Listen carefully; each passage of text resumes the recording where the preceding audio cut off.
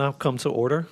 Welcome to the February 5th, 2026 meeting of the City of Raleigh Design Review Commission. My name is Kyle Springer, and I'm the chair of this commission. The Design Review Commission is a public body appointed by City Council that exercises both advisory and quasi-judicial functions. The commission's responsibilities relate to zoning and other land use matters, as well as the visual quality and aesthetic characteristics of the city. Today's agenda includes requests for design alternates from the city's Unified Development Ordinance. When hearing requests for design alternatives, the commission sits as a quasi-judicial body and conducts an evidentiary hearing on the request. That means it is like a court hearing. State law sets specific procedures and rules concerning how this commission must make its decisions. The commission's decisions are constrained by the standards in the city's ordinance and the facts presented at the hearing. The commission hears and considers evidence presented at the hearing and applies the standards set forth in state law and the city's ordinance. The commission must base its decision upon competent material and substantial evidence presented at the hearing. If you are speaking as a witness, please focus on facts and standards, not personal preference or opinion. This meeting is open to everyone in the public, and everyone is welcome to watch. However, participation in the evidentiary hearing is limited. Parties have the rights to participate fully. Parties may present evidence, call witnesses, and make legal arguments. Witnesses may testify as to the facts to which they are competent to testify, so long as these facts relate to legal standards. In addition, lay or non-expert witness testimony is limited to facts, not opinions. For certain topics, the commission needs to hear opinion testimony from expert witnesses. These topics include projections about impacts on property values and projections about impacts on traffic safety. All right. With that, we're going to start with the first case on the agenda. We're going to open with evidentiary hearing for item DA 14-2025 on today's agenda. Casey Evans will introduce this hearing. And before you start, Casey, please let me swear you in. Do you swear or affirm that the testimony you will provide will be the truth, the whole truth, and nothing but the truth? Yes. Right, proceed. Good evening. The subject property is located at 4812 Hargrove Road on the east side of the street, south of the intersection of Hargrove Road and Spring Forest Road. The property is zoned industrial mixed use, 3 stories, with a parking limited frontage. The applicant proposes to construct 2 additions to the existing building and reconfigure and add on to the existing surface parking lot. The applicant has applied for 1 design alternate, and that is for relief from the required build-to requirements along Hargrove Road. Build-to is the area where a certain percentage of the front principal building facade must be located. Build-to is intended to provide for a range of building placement that strengthens the street edge. In the parking limited frontage, the primary street build-to range is within 100 feet of the right-of-way, within which building facade must comprise at least 50% of the frontage width. To grant a design alternate for build-to, these 3 findings need to be met. I'm going to have them here for reference while you all deliberate. That is all that I have. I can turn it over to the applicant unless you have questions. I don't have anybody. Does anybody else have questions for Casey? Thank you. The applicant will now present evidence and legal arguments in support of the request. As a reminder, any evidence and argument must focus on the applicable standards. Before you begin, can you please state your name and address in relation to the case for the record? Hi, good afternoon. I'm Ann Anderson. I'm with Morningstar Law Group, here representing the applicant. And so I'm the lawyer. I won't be testifying, but I'll be helping to get the evidence before you this afternoon. And my office is in Durham, and my colleague Molly Stewart is also here from the Morningstar Law Firm, and her office is in Raleigh, right down the road. So we are going to be here presenting both cases to you tonight. But this is just 1 alternate that we're seeking this afternoon for a site on Hargrove Road. And as Ms. Evans stated, do I use the arrows? Thank you. As you can see, the site is just a couple of parcels down from Spring Forest Road on Hargrove. This is a site that is nestled amongst a lot of other properties in an combined industrial district in this area. So the current zoning is consistent with everything around it. And most of this site is already built out or has been for 30 plus, 40 plus years. So it's a site with a lot of existing industrial type uses. And excuse me, this is a representation. I know that this is blurry, but it's really the shape that we're interested in more here. This is a survey of the existing site, the structure as it exists on the property. It was constructed or finished in 1994, which is some 20 years prior to the implementation of the build-to requirements that the property is subject to now. So it certainly wasn't at the time of construction, nor was any of the surrounding area. And this represents, we're going to have testimony about this, excuse me. This represents a little bit of a blow-up of the site layout that is proposed. And as you can see in the back there, there's a proposed extension to the rear of the building, goodness, excuse me, and also to the side of the building that you see there in the lighter gray. So that is the change that the property owner is looking to make to the building to expand its footprint. This represents the portion of the building that's currently in the build-to, which is negligible. And as you can see in the back there, the addition will not alter that percentage that is in the build-to currently. As Ms. Evans stated, there are 3 standards that are applicable to an alternate approval for the build-to. The first is that the alternate is consistent with the intent of the build-to regulations. I'll get into that. That the alternate does not substantially negatively alter the character-defining street wall or establish a build-to pattern that is not harmonious with the existing built context. And third, that the change in the percentage of building that occupies the build-to area, and again, here we don't actually have a change, but that the change that is in the building that occupies the build-to area does not negatively impact pedestrian access, comfort, or safety. And although we don't actually have a change here in the percentage, we do want to address with you the ways in which we think the proposed plan preserves pedestrian access, comfort, and safety instead of the contrary. So we'll talk about that. So we're going to make I'm going to forecast for you that we believe what we're going to show you tonight this evening, will do 3 things. We're going to show how the proposed addition is in harmony with the existing street edge and will preserve that, the existing harmony with the surrounding areas and the street edge.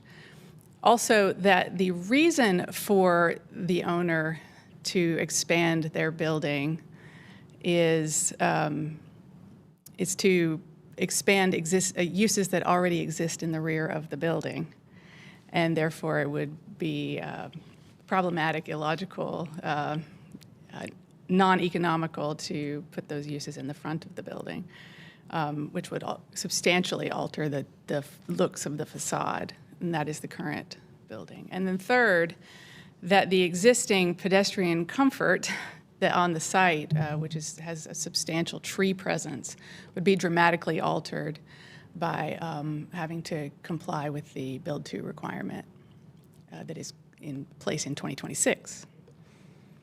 So I'm going to start with the first standard. The approved alternate is consistent with the intent of the build-to regulations. The Raleigh UDO actually helps us understand what that means a little bit by letting us know that the purpose of this is to actually establish the street edge through the harmonious placement of buildings. And as you know, since there is an existing building here, the street edge is already established. I'm going to now provide evidence through a couple of witnesses, and they haven't been sworn yet. So would it be all right, Ms. Evans, if we swore our witnesses at the same time? Yeah. Okay. Thank you. Oh, thank you. Please come forward. I'm going to try not to go back and forth between folks too much, but if we could swear them at the same time for efficiency, that would be great. I've got Mr. Dan Pabst and Mr. Brian Bailey here. I'll do one at a time, but Thank you. back and forth. Mr. Pabst, sorry, I've lost my place here. Apologies. Before you begin, could you please state, for the record, your name, address, in relation to the case? Yes, good afternoon. My name is Dan Pabst with Pabst Design Group. Our office just moved. It's 1126 North Blunt Street here in Raleigh, North Carolina, 27604. I am the engineer of record, site civil for the project. And do you swear or affirm that the testimony you will provide will be the truth, the whole truth, and nothing but the truth? I do. Right, thank you. Right. And for you, same question. Before you state the record, or before you begin, for the record, can you state your name, address in relation to the case? Brian Bailey with Red Line Design Group, architects on the project. Our offices are here in Raleigh, 6601 Six Forks. And do you swear or affirm that the testimony you will provide will be the truth, the whole truth, and nothing but the truth? I do. All right, thank you. Dan and I are going to share some space here for a minute. Dan, I have a few questions for you, but before that, could you please introduce yourself to the commission and give your professional qualifications to be able to speak on this matter today? Yes, ma'am. Thank you. Again, my name is Dan Pabst with Pabst Design Group. I'm a registered professional engineer at the state of North Carolina, owner of Pabst Design Group, and engineer of record for this project. Graduated from North Carolina State University with an engineering degree way too long ago. Been in this business for approximately 25 years, site planning, engineering, permitting, entitlement aspects.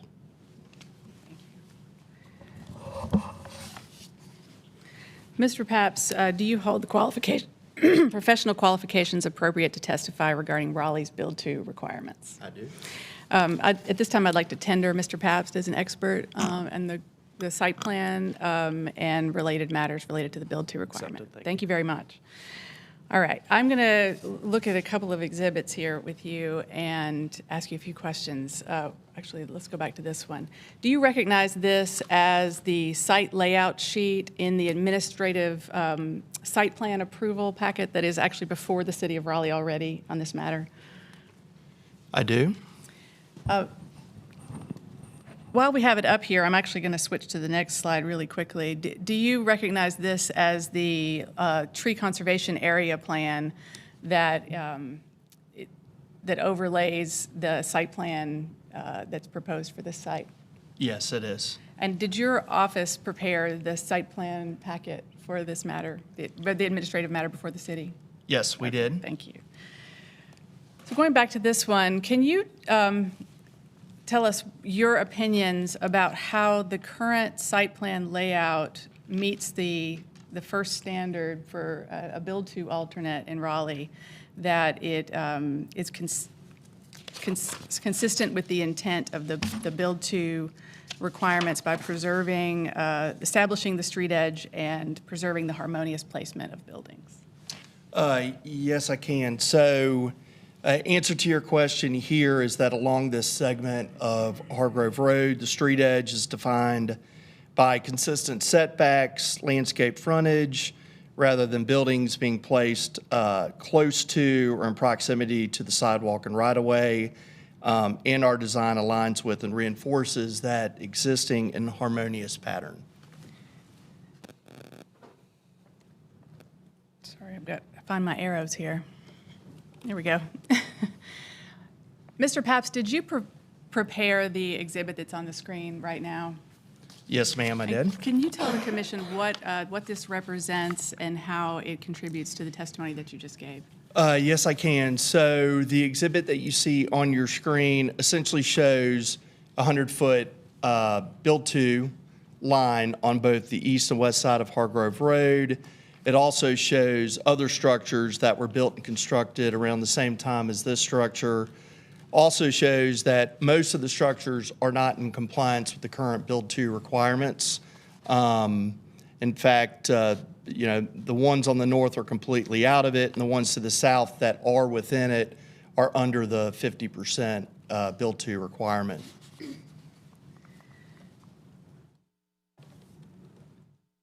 Do you recognize this as an aerial of what we just looked at? Yes, ma'am, I do. And did you prepare this exhibit as well? Yes, ma'am, we did. And for those properties on the opposite side of Hargrove Road from the current site, what is the defining characteristic of the space that exists in the current build-to area that is not present on your client's site? That is not present on our client's Yes. side? So how is the build-to area filled on the east side of Hargrove? So on the east side, primarily our site, we have a heavily vegetated, mature tree stand or canopy that is intended to be preserved in meeting the tree conservation area requirements as secondary tree conservation. And on the other side, what is the defining characteristic there that is not as desirable in your opinion? No, it's not. And what is it? Well, it's hardscape, parking lots, and some street trees along the frontage. As a site planner, is that something that in 2026 is a desirable thing to see on the frontage of a building, if you can avoid it? Yes, if you could avoid it, yes, you would not want to do that. Does this represent what you would see if you were looking at the current site from across the street? It does. Okay. Do you recognize this as an exhibit that was prepared by the architects for this project? Yes, ma'am. And I is do. it included in the administrative site plan packet before the City of Raleigh? Yes, ma'am, it is. I'll direct you to the image at the top of the screen. Does that represent the area of the building that will be added per the plan that's represented on the site plan? It does. And what is your opinion about the way in which it preserves the harmony with the surrounding area? So the northern or the western elevation, true north, top of the page, it's what I kind of call the front of the house, so to speak, portion of the structure of the building. It's inviting, it's the entrance, it's where the lobby is, your offices, your main workspace, training areas. So it would be appropriate for that entrance to face the pedestrian sidewalk within Hargrove. At this point, I would like to call Brian Bailey forward and have him testify a little bit about the use of the building, if it's all right, Mr. Chair. Yes. Thank you. Mr. Bailey, you were sworn in? You were sworn in, yes, I'm sorry. Mr. Bailey, could you please introduce yourself to the commission and state your qualifications to be here today to speak about this project? Yes, ma'am. Thank you. Brian Bailey, Redline Design Group, architect, principal at Redline, registered in the state of North Carolina, among other states, NCARB certificate holder, been practicing for 25 plus years. Thank you. Do you hold the professional qualifications appropriate to testify regarding the build-to requirement and the characteristics of this building and its site plan? Yes, ma'am. At this time, I'd like to offer Mr. Bailey as an expert on this matter. Thank you. Thank you. Can you tell the commission a little bit about what your role is in the design that we're seeing before the commission today?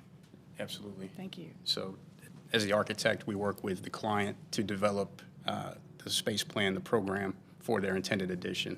So in this case, two main functions at this facility are testing of critical infrastructure and training the technicians that work on that infrastructure. That's the primary agenda for the client on the project. Those functions currently reside on the back side of the building. So it only makes logical sense to expand adjacent to those existing uses. It wouldn't make functional sense to split those apart on the addition. In the absence of a 20-year-old in the absence of a build-to requirement that came along 20 years after the original construction of this building, would you, as the architect, ever design this building for this intended use where the addition sits in the front of the building covering the existing facade? No, absolutely not. Again, it would split apart the very uses that are trying to be expanded and solidified. So it would not make sense to swing those around to the opposite side of the building. Directing you to what's on the screen right now, if you look at the top image, the portion of the building that represents the addition, can you speak to the materials there and how they address the standard for the Build 2 requirement? The Build 2 alternate that we're discussing today. Absolutely. Thank you. Yeah. So the top image is the front street-facing elevation. So we have essentially the intent there is to extend the existing masonry in line, in plane, kind of maintaining the existing texture, look, and feel of that elevation. The addition is a small percentage of the overall elevation, so the intent is to carry on the existing appearance there. And as to the three images below, where you see the other type of cladding and material on those elevations, is that a continuation of materials that are existing on that portion of the building? It is. On the back, non-street facing elevations, there's a different type of cladding, a more utilitarian metal panel, which we are continuing in that approach also on those back non-street faces. And from someone who is walking past the building on the street front from the sidewalk, will they see those bottom three images when looking at the plan after it's implemented? Number 2 and number 3 would not. There may be a slight angular view of number 4 if you were coming from the south. Right. Street. Thank you. Okay. So in your professional opinion, would placement of these additions to satisfy an expansion of the existing uses in the back of the building contribute to a harmonious placement of a structure on this site? No, it would not. It would disrupt the character. The uses that we're expanding again are not the main entrances, the business office uses. It's the utilitarian testing and training areas. So to put those on the front would really disrupt the existing character. Thank you. Is this a similar representation of the structures that are being added to the building? Right. Yes, ma'am. And the top one represents the facade or the front of the building as seen from the street once the addition is completed? Yes, these are actually our demolition elevations. So in red are the portions that will be removed Sorry. to facilitate the expansion. Apologies, yeah. Thank you. Actually, while I have you up here, or both of you, Mr. Pabst, is this a drawing that was created by your firm to represent both what the building would look like if the addition were added to the front in a way that met the Build 2 percentages? Yes, it is. What is your opinion about the manner in which that would affect the harmony of this building with the surrounding area? So as I mentioned before, there's a significant tree stand canopy basal area of mature trees along the front. Part of the UDO, of course, with this site is to preserve about 10% as tree conservation area. So if we were to expand, if it did function and we did expand, you'd have severe degradation to the percent requirement of the existing stand that's there. You would not meet the 10%, and also it would be not harmonious with the area. And we'll talk a little bit later about pedestrian comfort and so forth, but you would lose a lot of that tree save area that's there now. Mr. Bailey, from an architect's perspective, would you, in a vacuum, would you place that addition on the front of this building in your architectural judgment under any other circumstance? No, there's no functional reason or aesthetic reason to place it in the front. Thank you. So again, this is the building as it was constructed in 1994. This requirement is 20 years later. It was uniformly applied citywide in the wake of that uniform application of the new UDO to Raleigh property. And so in their wisdom, the Raleigh City Council also created a way in which this could be modified to meet the needs of individual properties, and that's why you all are here. So we are asking for you to consider not requiring this build to, and so that brings us to the second. The alternate does not substantially negatively alter the character-defining street wall or establish a build-to pattern that is not harmonious with the existing built context. I'll just bring up that slide that Mr. Pabst created showing the surrounding area. Mr. Pabst, in your professional opinion, does the alternate substantially negatively alter the character-defining street wall? This being the street wall, I suppose. Okay, repeat the question one more Yeah, time. just going back to the standard, in your professional opinion, does the proposed addition, the placement of the proposed addition, substantially negatively alter the character-defining street wall? Yes, it does. It does alter the street wall. I'm sorry, repeat it again. If the proposed addition, would it, the way that the owner would like to construct the addition to the building, would it negatively alter the character-defining street wall? No, it would not. Can you explain your opinion on that? It would not negatively alter it because, again, there's the, essentially the setbacks of the adjoining parcels and property are pushed further from the street, so it's going to be harmonious with that. You're also preserving the tree stand, tree cover area, existing vegetation that is there. So it's really congruent with the adjacent properties to the east and west of Hargrove Road. Would you say that the addition, because it's going to continue the existing facade of the building straight across, does it alter the character-defining street wall in any way? No, it does not. Does it create any inharmonious effect on the existing context in the area? No, it does not. Let's move just really quickly to the third standard. So the third standard for receiving an approval for an alternate is that the change in the percentage of the building that occupies the build-to area does not negatively impact pedestrian access, comfort, or safety. First question for you as the site planner. Is there a change in percentage of building that occupies the build-to in the proposal? No, it's 0 now, 0 before. Can you still help, given that, can you help us address how the proposed addition impacts pedestrian access, comfort, or safety? If I ask you some questions about that? Yes. Okay, great. So this first exhibit is a drawing, I believe, that your firm sent to me. Is that correct? Yes, ma'am, it is. So it's created by the Pabst firm. And what does it represent? So here you can see again, this is the required tree conservation area requirements per UDO. The green areas meet the basal area requirements.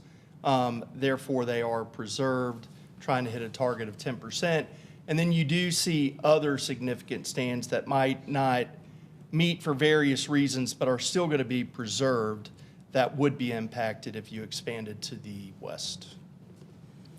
Is this a representation of the landscape plan that was submitted to the City of Raleigh for administrative site plan approval? Yes, ma'am, it is. And did you generate this as well? Yes, ma'am, we did. Okay, thank you. And does it also represent the tree conservation areas and related tree areas on the site? Yes, it does. What else does it represent in addition to what's already there, being a landscape plan? Well, it provides meets code requirements for landscape and vehicular use area requirements, street yard requirements, screening, et cetera. Does it show what you can also add in terms of additional landscaping if you're able to expand the building toward the back to meet the functional needs of the owner? Repeat that again? Does it reflect new plantings and new additions to landscape In the back, yes, it does. and to the sides? Yes, it does. Looking at this exhibit that we showed earlier, where it shows a hypothetical of what it would look like if this addition was required to be in the front to meet the build to, what are the impacts on the existing tree areas if that was a requirement? So again, if you expand to the west, you'll see there's an encroachment into the tree conservation area to the southwest corner of the building, as well as the center portion of the building where the primary entrance is today, as well as you would have to align the access driveway to the north, which would also remove tree conservation area. Is it safe to say that most of the trees in the front would come down?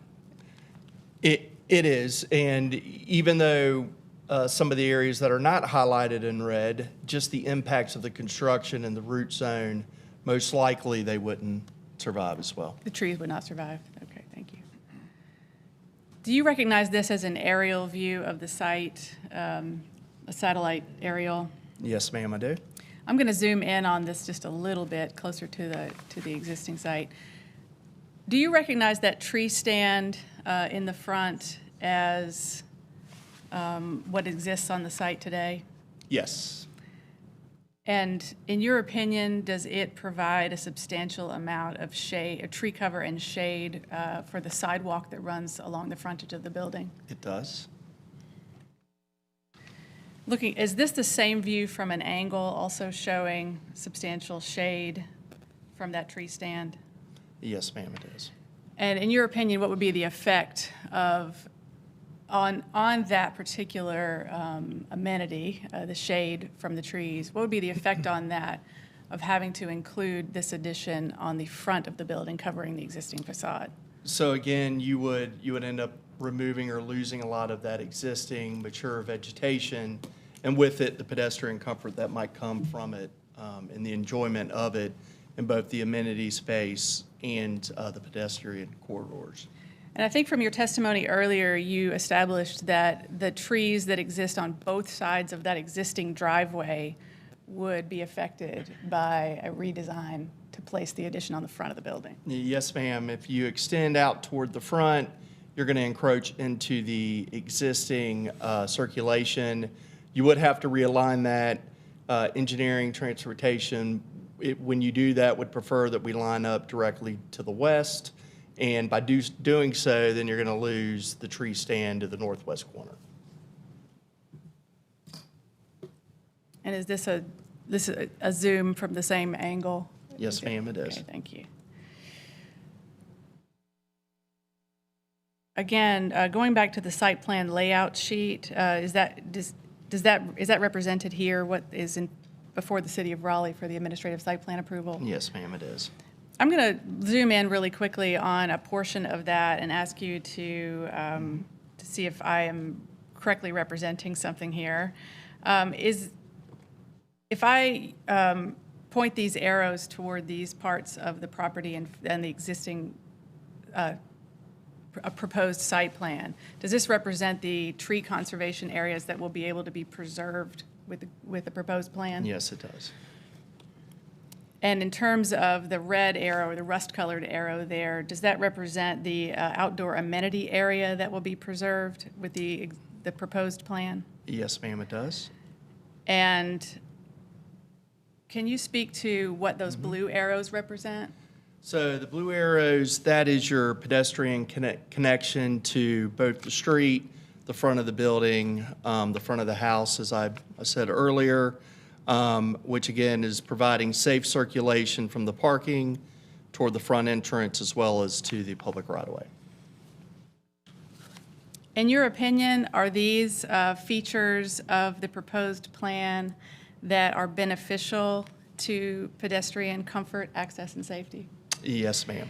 And if the facade were affected by having to include the addition on the front of the building to meet the build-to requirement, what would be the impact of that on everything we see on this slide? Right, I think from a programming and just a safety perspective, it would not obviously be preferred because you're putting a light industrial use on the front of the building. You're going to have to relocate and move the active use, pedestrian entrances, so there could be safety conflicts with vehicular traffic, unloading.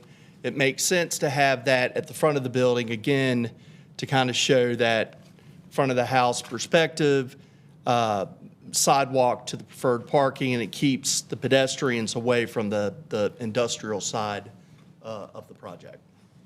Thank you. Mr. Bailey, do you have any further comments on related to pedestrian comfort, access, and safety? No, I think Dan covered that well. There's one other technical infeasibility to the front as well, as there's several transformers that reside on the front portion of the building as well. So there's a lot of infrastructure there in place we would not want to disrupt. So if I'm understanding you correctly, you may have to cover an existing feature with an addition in a way that's architecturally infeasible. Correct. And that is not something the way you would ever design a building in the absence of a build-to requirement? Correct. Okay, thank you. I want to, of course, leave room for you to ask any questions at all of these gentlemen, but just to summarize, I think what we've covered here, and we can address any other questions that you have, is that we believe that the alternate is consistent with the intent of the build-to regulations because it, in fact, preserves the existing character with the surrounding area, harmony with the existing area and the street edge. It does not substantially negatively alter the street wall or become inharmonious with the existing built context because it doesn't, in fact, change it at all. And the change, and also it is infeasible to place this use in the front of the building when it is necessary for it to be functionally in the back. And third, the change in the percentage of the building that occupies the build-to area, it's not a change, but the proposed addition, in fact, enhances pedestrian access, comfort, or safety rather than negatively affecting it. And so for those reasons, we're asking for this board to exempt the current owner of this property with its 1994 building from the build-to requirements that are in place today, and would appreciate the granting of that alternate. And I would like for you to ask my witnesses any questions that you have. Thank you very much. Are there any members of the public present who wish to speak? All right, if none, move on. Commissioners, do you have any questions for the applicants? All right, hearing none. Staff, anything else to add before we deliberate? Okay. Would you guys care to add anything else? Thank you for the concise presentation. Thank you. Thank you for listening. All right, we'll take this matter to the table. Anybody want to kick off discussion of these items and how it relates to? And I have paper copies of anything that we showed on the screen if anybody needs to see it. Anybody like paper copy? No. All right. Thank you very much.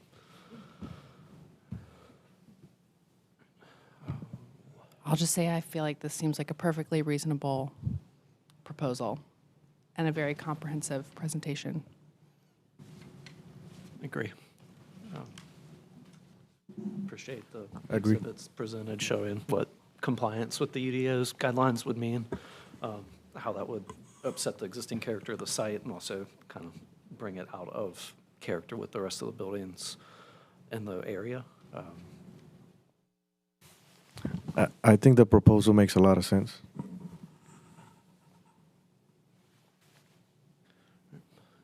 Would anybody like to make a motion? I'll make a motion to approve. Any seconds? I second. All those in favor? Aye. Aye. Any opposed? All right, hearing none. Let me get back to the script. All right, apologies. All right, the commission's written decision will be adopted when the minutes of this meeting are adopted, and the written decision will be provided to applicant and other parties with a right to such notice following the adoption of the decision. Thank you all very much. Thank you. Thank you for your time. Thank you.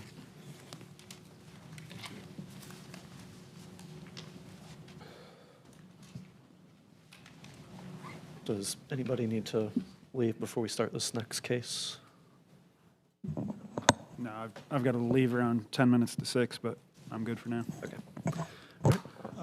With that, we'll start with the second case on the agenda, DA 15, 2025. Casey will present, and can you confirm you're still under oath, please? Yes, I am.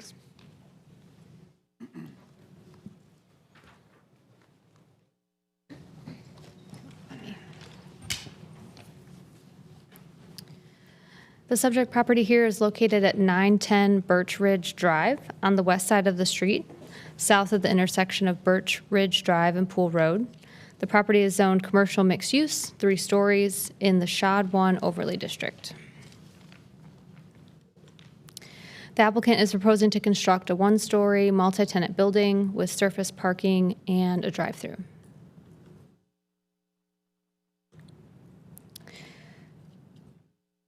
The applicant is requesting one design alternate, and that is to locate the proposed service area in front of the building, between the proposed building and Birch Ridge Drive.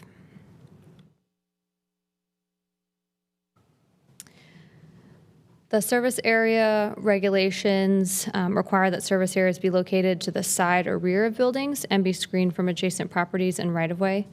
They must be screened by a solid wall and gate at least 6 feet tall. These are the 4 findings that must be satisfied to grant the design alternate for the service area location, and these will be here for reference for your deliberation. Did you have any questions for me? Nope. Okay, thank you. The applicant will now present evidence and legal arguments in support of the request. As a reminder, any evidence and argument must focus on the applicable standards. Erase. Sorry. I'm going to get back to the part where I can erase this. That's what I was doing too. Sorry. Oh, it won't come up. I don't know. I know. We're trying to figure out how to delete the marks on the screen, I'm but just drawing all over. it won't let us, so. The little menu, what doesn't come up? So you just- Yeah, We're just adding to it. it might work if you exit out, maybe. Nope. Well, all right. We're just gonna run with it.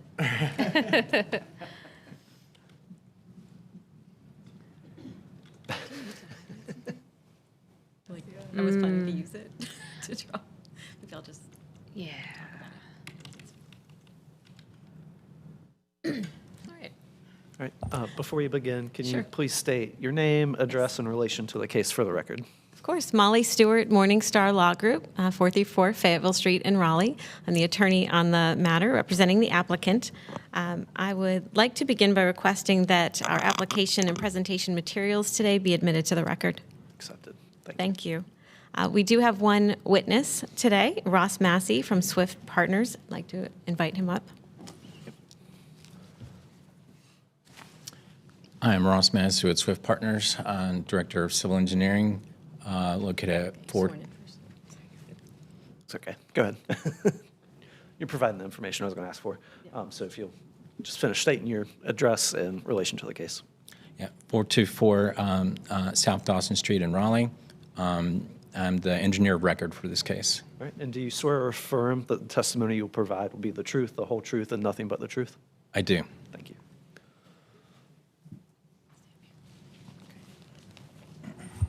I would also like to tender Mr. Massey as an expert in civil engineering, and for that purpose, I'd like to have him describe to you his qualifications and experience. Thanks, Molly. So I'm a registered civil engineer in the state of North Carolina, 30-plus years of experience in civil engineering and direct oversight of development plans in and around the city of Raleigh. And with that, I tender Mr. Massey as an expert in site design and civil engineering. Thank you. All right. I'd like to begin with a brief overview of the site, sort of the big picture of what's going on here. So this site overall, the entire shopping center area, is at the corner of 7-lane Pool Road and 5-lane Birch Ridge Drive. And there are, there's the main shopping center and 2 out parcels. I would like to show you where we're talking about. I'm afraid to draw on the screen. So that's that open field in front of the shopping center is the area that we're looking at today. This is an overview of the planned site layout. We'll go into some detail. Instead of circling them for you, I will point out the location of Birch Ridge Drive at the far right of the screen. That is the only public right-of-way adjacent to this site.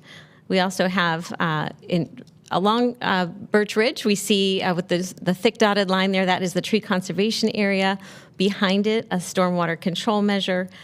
You've seen the location of the trash enclosure, and I'll just point out that the front of this building is proposed to be on the west side, so away from the street and facing internally to the shopping center. The provision at issue here is that trash collection areas shall be located to the side or rear of the buildings. Since we only have the one public right-of-way, you see that's a driveway to the south, we just have the one single public right-of-way, so that makes that the front by default. And just to overlay that site plan so you can see how it fits into the site, this is the goal, to leave that tree conservation area in place and to really face where the pedestrians are in this area. So that is the big picture request. And of course, today we will be going through each of those design alternate standards and providing substantial material and competent evidence on each of those standards to help describe why this request is needed. So the 4 standards are on your screen. You have heard them, so I won't go through them one by one. But to start with the first standard, the design alternate must be consistent with the intent of the landscaping and screening regulations. And that intent is stated in the UDO to provide meaningful and well-designed screening and buffering. So let's talk about the screening and buffering that is in place. And for that, I will invite Ross Massey up to tell us about everything that is screening and buffering this trash enclosure from the front of the site. Thanks, Molly. So this is an excerpt from our plan image. Specifically here, you see the portion of the site that's along Birch Ridge Drive. Just to highlight the area specifically that we're talking about. So there's basically kind of like 3 different things going on between our proposed improvements and Birch Ridge Drive. So dark green is the kind of the recorded location for tree conservation for the previous development. Also, the low part of the site is kind of at the front part, and so this is the natural location for where stormwater control measures would be located. For this site, we're proposing a bioretention cell. This bioretention cell would have plant material in it as well. And then an amenity area to kind of, not only meet the code, but kind of service the needs of the occupants for the project.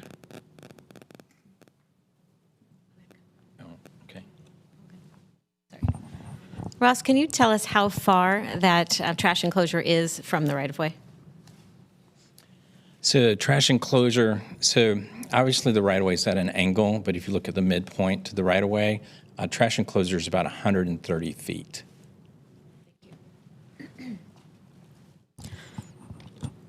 All right, and still on that topic of the buffering and screening, can you walk us through the landscaping that will be in place in order to achieve that?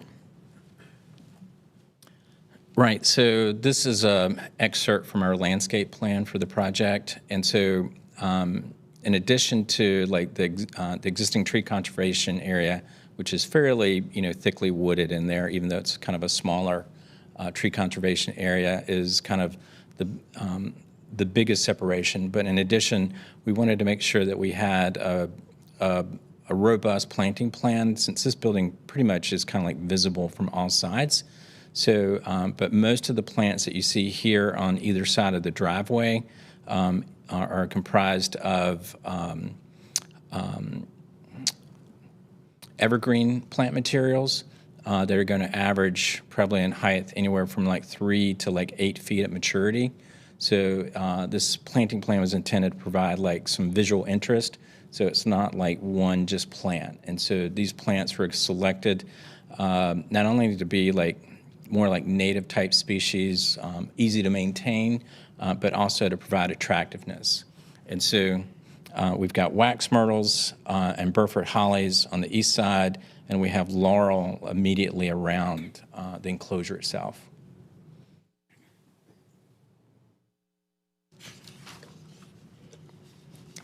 And with that, we'll turn to design alternate standard number 2, which is that the request does not substantially negatively impact the comfort and safety of pedestrians. And to answer that question, I'll ask Ross to come back to the podium and tell us about where are the pedestrians and how are they best served by this location. Right, so the Walnut Creek Shopping Center has a large parking field kind of centered internal to the facility, and so much of the parking in this area kind of disperses among the shopping center itself, and will probably also service our proposed improvements. So we, in addition to like the sidewalk that's along Birchwood Drive, our plan is going to accommodate pedestrian sidewalks on the perimeter of this out parcel. But to do that, we want to make sure that we're making sure that it's accessible routes and that we're not doing things to block that. This particular site has been designed so the building itself was kind of like modified to kind of recess the enclosure back into the site so that it wouldn't impede like that location of the sidewalks and operation of the sidewalks.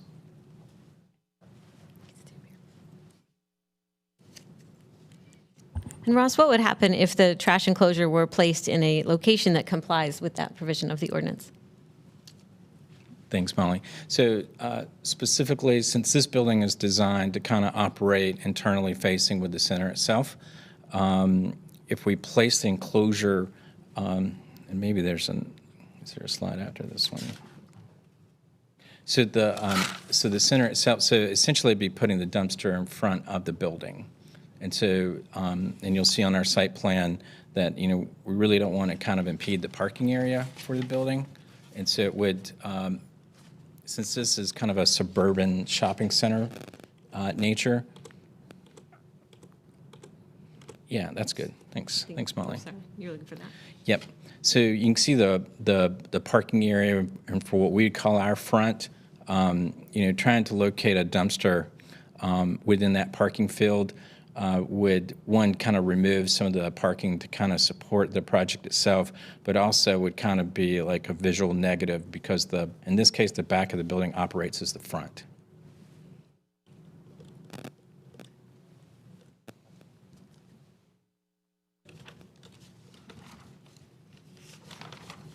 Oops. Do you want to talk about that? Yeah, and just for context to the surrounding areas, so the adjacent out parcel is a McDonald's restaurant, kind of has some similar situations, but what you'll notice in these images here is the view from Pool Road shows the back of their dumpster enclosure. So this one's not necessarily in compliance, but you can also see like being the same materials as their building and the plantings around it kind of help obscure it. And so it's just an example where it's difficult for these out parcels in a shopping center to comply with this dumpster enclosure location requirement. Thank you. All right, our third design alternate standard is that the request utilizes other architectural, artistic, or landscaping treatments to create visual interest. And we have a few demonstrations on that.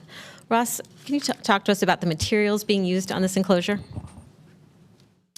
Right, so the enclosure is designed to kind of bench into the hillside a little bit, but in addition, it utilizes the same building materials as the building itself. So it's kind of, the intent is to kind of help it blend visually in perspective. So the same brick on the enclosure is going to be used on the building, and so it'll be like architecturally compatible. And then we're also kind of building it to exceed the minimum height requirement, so it's like 7+ feet. So this south elevation shows you the view that you'd see from that southern drive. And so, and what you'll see is that we've canted it at an angle that allows, for the trash to pick up, but we've also kind of recessed the building in that location to kind of allow us to pull it back. And so it kind of, the intent is to kind of like lessen the imposing nature of the dumpster enclosure being like on the street.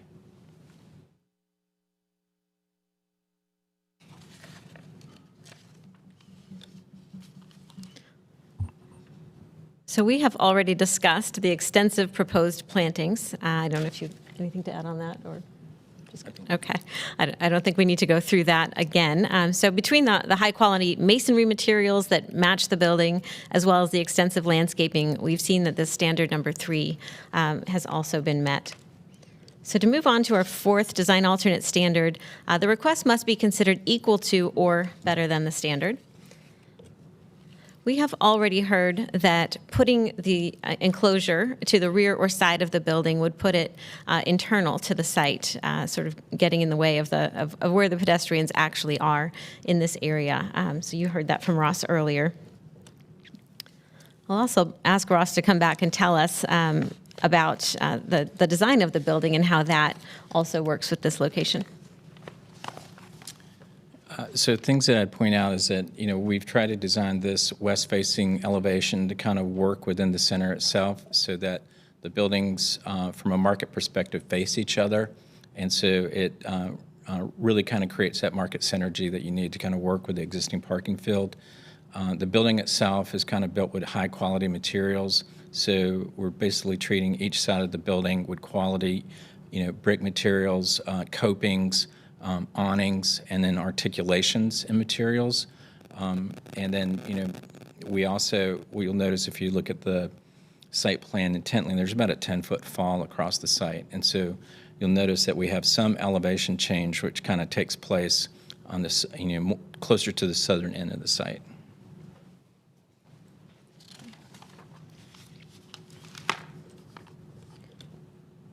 We'll just provide some additional images to see the area where the trash enclosure would be required to be. The area to the right in this photo would be the rear of the building, according to the UDO. It would be immediately in front of the building that is planned.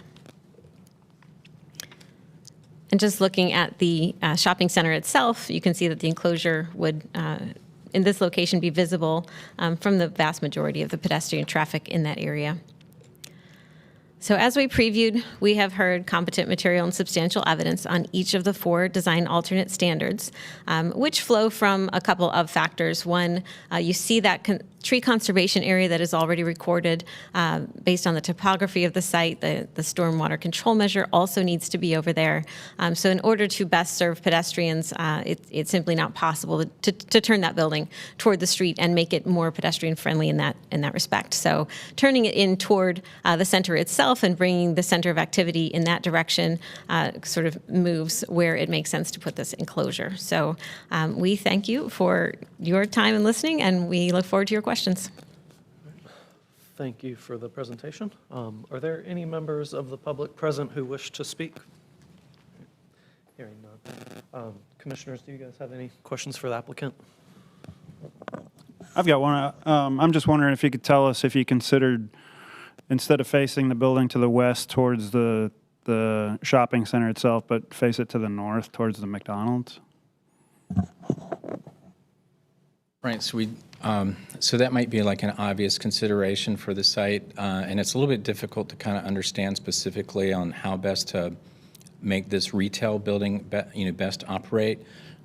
We definitely evaluated that with our client, and based on their market experience in this kind of suburban location, they felt like they would have trouble in maintaining the viability of the building without kind of having that internal synergy between the shopping patrons, since most of the people are kind of coming to the center because it's a grocery anchored retail center. And so you really need to have that strong visibility, which is kind of what's necessary for retail to operate. So whereas I think it could be built that way, from a market perspective, we think that this probably is going to be a better operating retail center.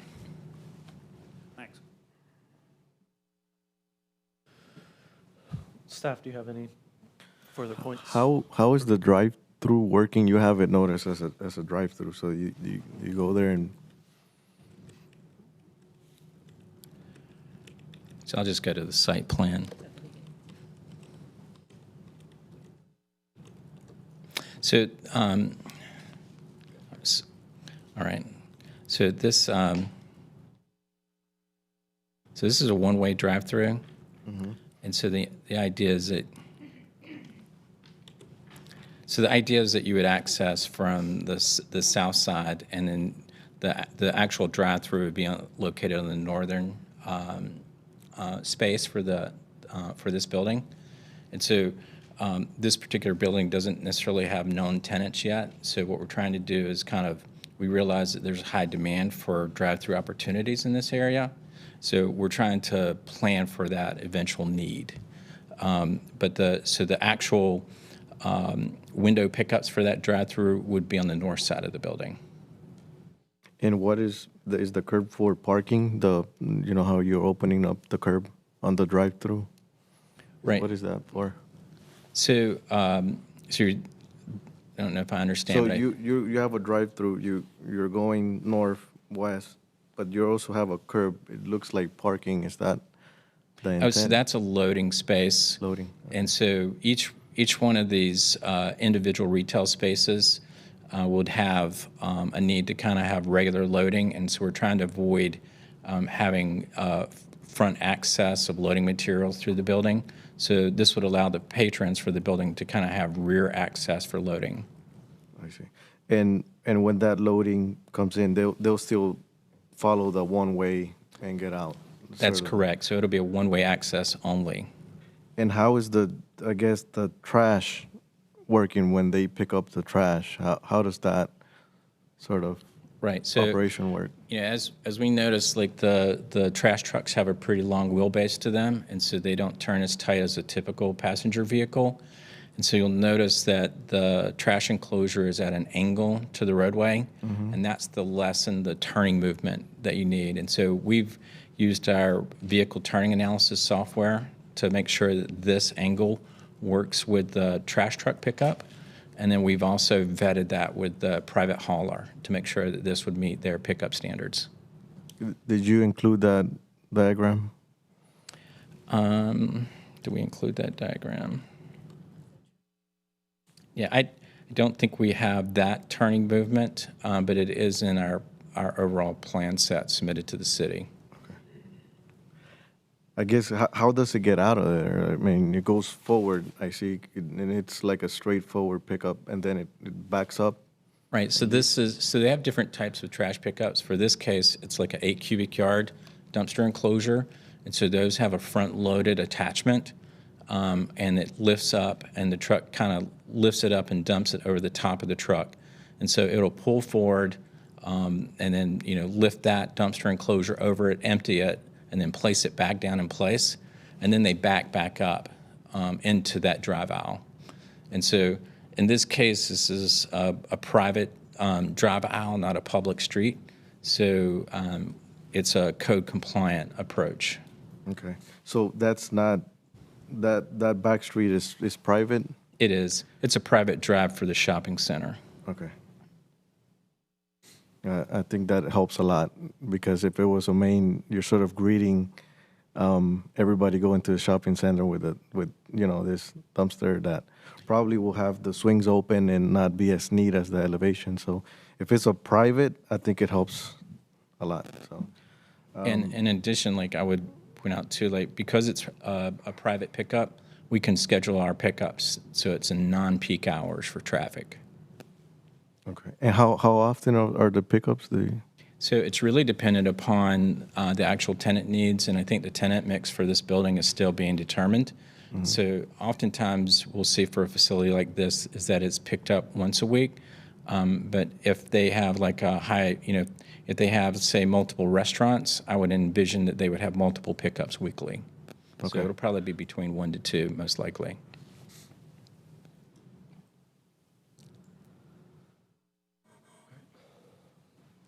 Anything further? I guess as I look at it, it helps that it's not the main entrance, and that it's private. I think that you're using a lot of landscape, but it's behind the dumpster, right? So it's not kind of concealing the front of it. If it was in the front and this was sort of rotated, then you would have a much nicer, back to it. But again, since it's not the main entrance and it's private.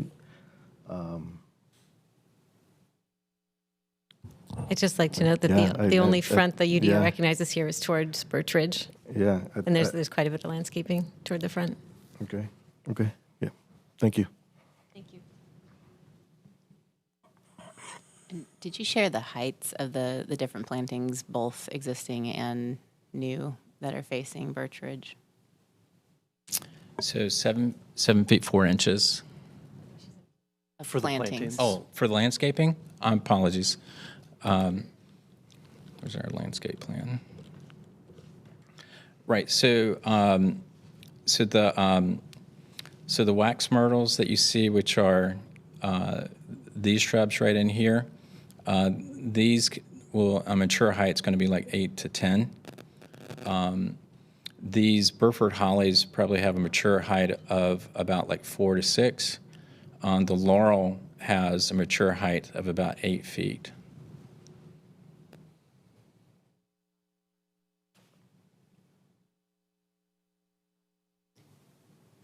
And again, like you'll see we've got plantings in the bioretention cell itself. Those are smaller shrubs. And the existing is much more mature along the street.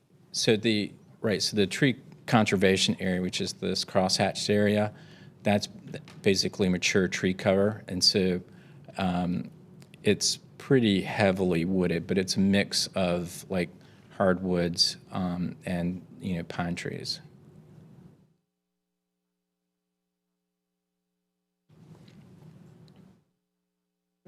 Any further questions?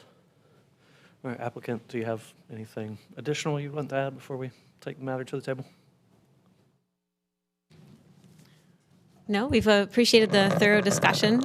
Just note that we have presented evidence on each of the 4 points, and any further questions about those, we'd love to talk about them. Thank you. Sorry, Chair, I do have one more question. The topography around the dumpster enclosure, so it looks like the sidewalk to the west of it's pretty high up compared to the elevation of the bottom of that.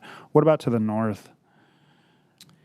Just trying to figure out, like, as you're driving in from that main drive aisle, how high is that railing above grade that I'm looking at?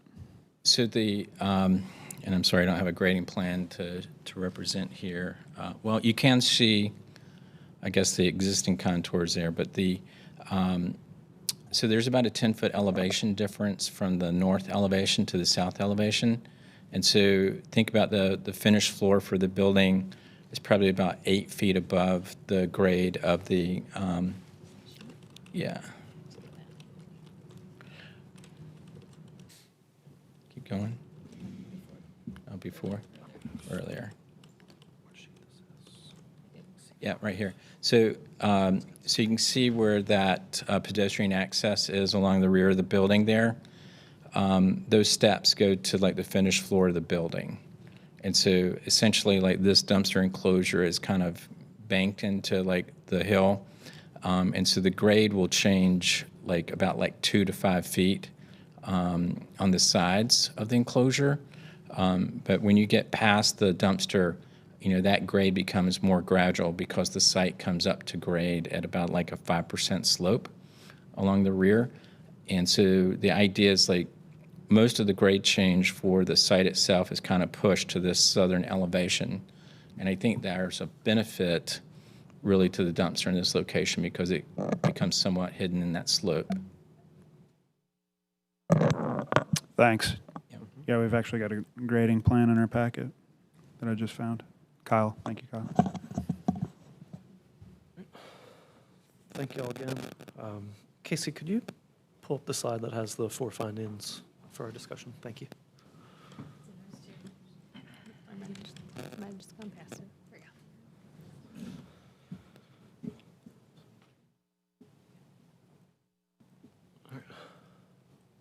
like to kick this off?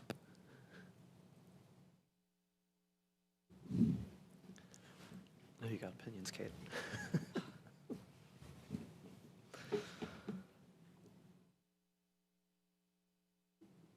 All right, I think the proposed approach here is consistent with the intent of the UDO. I know the right-of-way is going to be looking at this, but I feel like between the grade mitigation tactics they've employed and the mature existing growth kind of consistent with the screen, like the first point is pretty well addressed.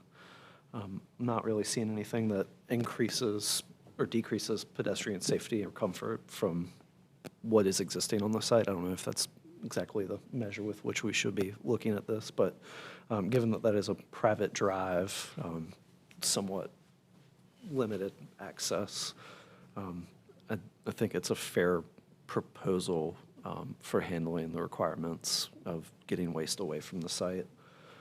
I also think the materials they're proposing for the enclosure do a nice job of trying to dress this up in addition to the landscaping elements that are there, trying their best to dress this up and lessen the visual impact of the structure.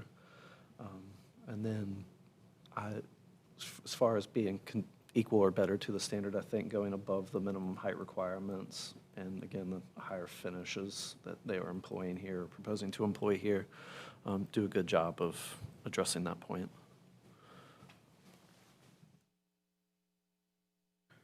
I guess, Coach, did we have any, can you remind us if we had any staff comments or recommendations for this one? No, No, okay. no.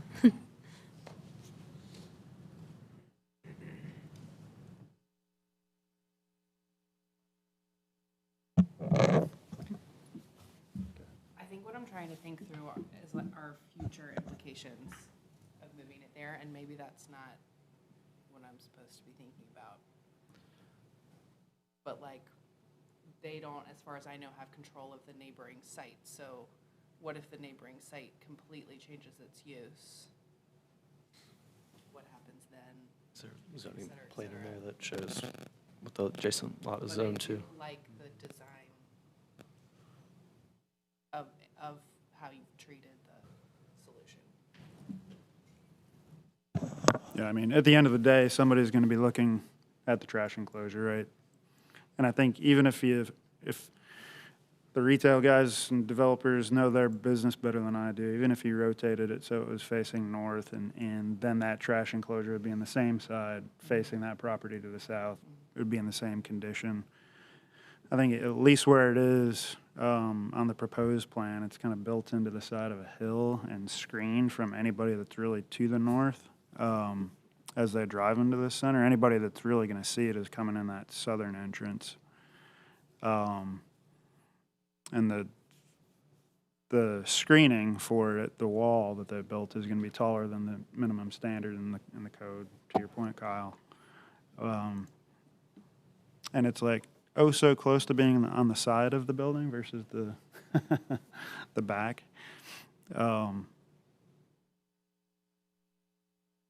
Plus, I think the vegetation that they've got around it, the tree conservation area, the trees that they've got planned to plant, I think, what are those, oaks, red oaks, that are along the back of the building. They're going to be 10 feet tall, 10 to 12 feet tall at install. Some wax myrtles. I mean, a lot of other vegetation that's really going to screen this thing from public view. So I do think, in my opinion, it's a reasonable request for those reasons and meets all the findings.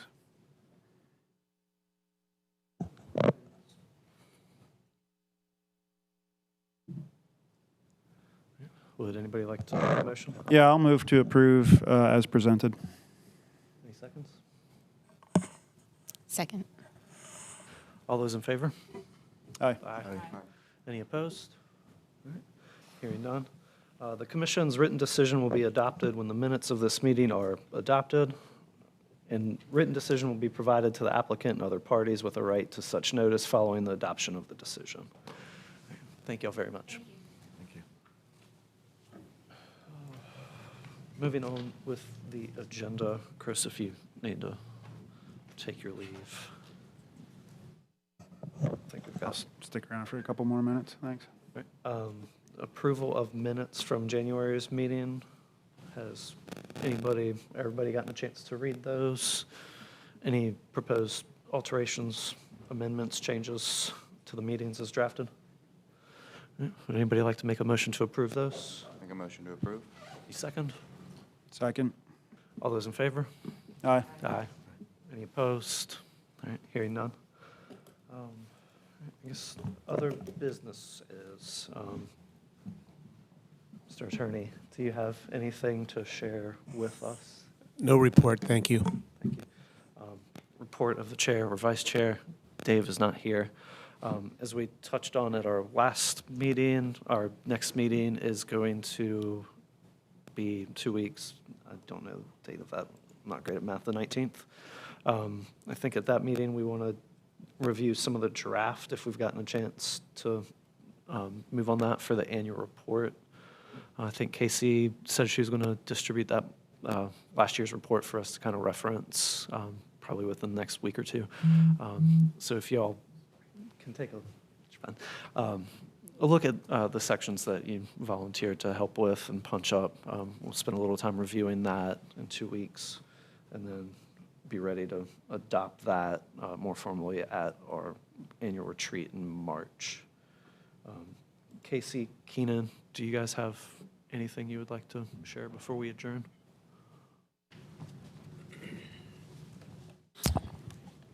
Hi, everyone. I did have one update. So as you all recall, we're working on a revamp of the existing legacy project. So we provided a report or summary to the council via their weekly manager's update. Didn't receive any feedback, which is a good thing. Usually we just want to signal that we're moving ahead with something and didn't get any cause for concern. So we have moved ahead with the webpage and online form that we're going to launch this Friday. So if you're signed up in the Gov Delivery listserv for the Design Review Commission, you should get an email, but we'll forward it all to you as well. We will also see if we can develop some type of digital flyer, but I think the webpage is actually going to be a great resource for people. In addition to that, email. So definitely would encourage you all to share the email blast with your networks and direct them to the webpage. They'll be able to find our contact information. Everything that you reviewed in the outline will be on the webpage. It's a relatively simple online form that they fill out. And the plan is to have that live/active for a 1-month period to March 6th. And then after that, we'll compile the information and then hopefully bring it to you at your, whatever the next meeting is, presumably that second meeting in March for you all to have sort of a first pass at. Thank you very much, Keegan. Yep. It's exciting. All right. Does anybody else have any matters they'd like to bring up before we adjourn? No? All right. With that, we'll adjourn the meeting. Thank you all very much.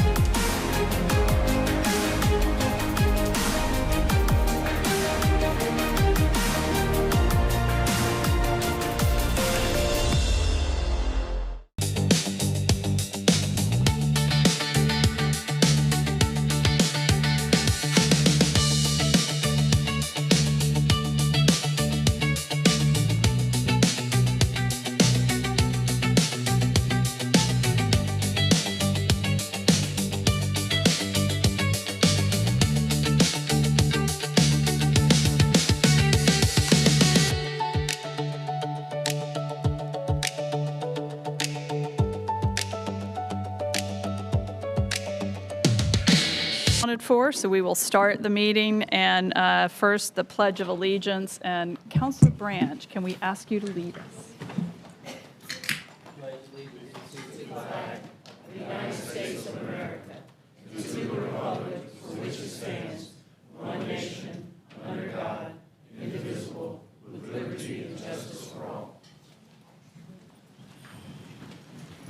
I will also say before we go to the next item that Mayor Pro Tem Harrison will be out on leave, and our thoughts will be with you as you